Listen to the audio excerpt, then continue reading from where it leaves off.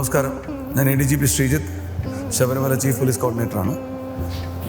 ഇത്തവണത്തെ മണ്ഡല മകരവിളക്ക് മഹോത്സവം ഇന്ന് തുടങ്ങുകയാണ്. 3500ഓളം പോലീസ് ഉദ്യോഗസ്ഥർ പോലീസ് സേനയുടെ ഭാഗമായിട്ട് നിലയ്ക്കലും പമ്പയും സന്നിധാനത്തുമായിട്ട് ജാഗരൂകരായി സേവന കർത്തവ്യനിരതരായിട്ട് പ്രവൃത്തിയിലുണ്ട്.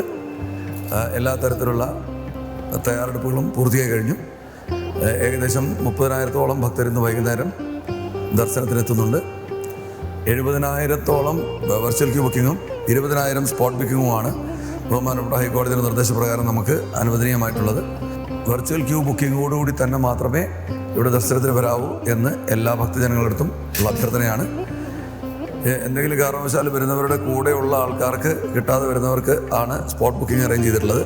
അത് കൃത്യമായി ഈ എണ്ണത്തിൽ പരിമിതപ്പെടുത്തുന്നതാണെന്ന് അറിയിച്ചുകൊള്ളുന്നു. ഭക്തർ എല്ലാവരും തന്നെ ഈ പോലീസ് ഉദ്യോഗസ്ഥരുടെയും മറ്റ് നിർദ്ദേശങ്ങൾ നിർദ്ദേശങ്ങളനുസരിച്ച് തന്നെ ദർശനം നടത്തി തിരിച്ച് സുരക്ഷിതരായി സ്വന്തം വസതികളിലെത്തണമെന്ന് അഭ്യർത്ഥിക്കുന്നു. നന്ദി, നമസ്കാരം. സ്വാമിയെ ശരണമയ്യപ്പ.